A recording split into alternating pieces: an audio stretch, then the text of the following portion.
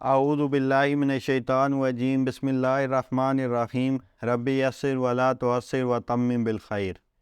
آج میں جس موضوع پر بات کروں گا وہ ہے خطبہ حجۃ الوداع۔ میدان عرفات میں رسول اللہ صلی اللہ علیہ وسلم نے 9 ذی الحجہ 10 ہجری 7 مارچ 632 عیسوی کو آخری خطبہ حج دیا تھا۔ آئیے اس خطبے کے عام نکات کو دہرا لیں، کیونکہ رسول اللہ صلی اللہ علیہ وسلم نے کہا تھا میری ان باتوں کو دوسروں تک پہنچائیں۔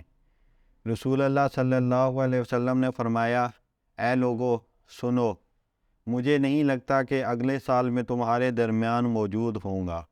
میری باتوں کو بہت غور سے سنو اور ان باتوں کو ان لوگوں تک پہنچاؤ جو یہاں نہیں پہنچ سکے۔ اے لوگو، جس طرح یہ آج کا دن، یہ مہینہ اور یہ جگہ عزت و حرمت والے ہیں، بالکل اسی طرح دوسرے مسلمانوں کی زندگی عزت اور مال حرمت والے ہیں، تو تم اس کو چھیڑ نہیں سکتے۔ لوگوں کے مال اور امانتیں ان کو واپس کرو، کسی کو تنگ نہ کرو، کسی کا نقصان نہ کرو، تاکہ تم بھی محفوظ رہو۔ یاد رکھو تم نے اللہ سے ملنا ہے اور اللہ تم سے تمہارے اعمال کی بابت سوال کرے گا۔ اللہ نے سود کو ختم کر دیا، اس لیے آج سے سارا سود ختم کر دو، یعنی معاف کر دو۔ تم عورتوں پر حق رکھتے ہو اور وہ تم پر حق رکھتی ہیں۔ جب وہ اپنے حقوق پورے کر رہی ہوں تم ان کی ساری ذمہ داریاں پوری کرو۔ عورتوں کے بارے میں نرمی کا رویہ قائم رکھو، کیونکہ وہ تمہاری شراکت دار پارٹنر اور بے لوث خدمت گزار رہتی ہیں۔ کبھی زنا کے قریب بھی مت جانا۔ اے لوگو، میری بات غور سے سنو، صرف اللہ کی عبادت کرو، 5 فرض نمازیں ادا کرتے رہو، رمضان کے روزے رکھو اور زکوٰۃ ادا کرتے رہو، اور اگر استطاعت ہو تو بیت اللہ کا حج کرو۔ ہر مسلمان دوسرے مسلمان کا بھائی ہے، تم سب اللہ کی نظر میں برابر ہو، برتری صرف تقوی کی وجہ سے ہے، یعنی اللہ کے خوف کی وجہ سے۔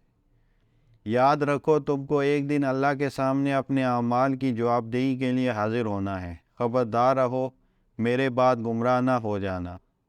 یاد رکھنا میرے بعد کوئی نبی نہیں آنے والا، نہ ہی کوئی نیا دین لایا جائے گا۔ میری باتیں اچھی طرح سے سمجھ لو۔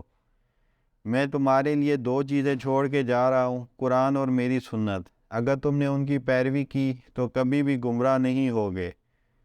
سنو تم لوگ جو موجود ہو، اس بات کو اگلے لوگوں تک پہنچانا اور وہ پھر اگلے لوگوں تک پہنچائیں، اور یہ ممکن ہے کہ بعد والے میری بات کو پہلے والوں سے زیادہ بہتر سمجھ اور عمل کر سکیں۔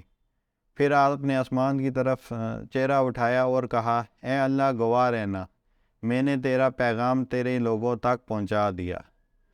دعا کرے اللہ ہمیں ان لوگوں میں شامل کر لے جو اس پیغام کو سنیں اور اس پر عمل کرنے والے بنے اور اس کو پھیلانے والے بنے۔ اللہ ہم سب کو رسول اللہ صلی اللہ علیہ وسلم کی محبت عطا کرے اور آخرت میں جنت الفردوس میں ان کے ساتھ جگہ عطا فرمائے، آمین۔ وآخر دعوانا الحمد للہ رب العالمین۔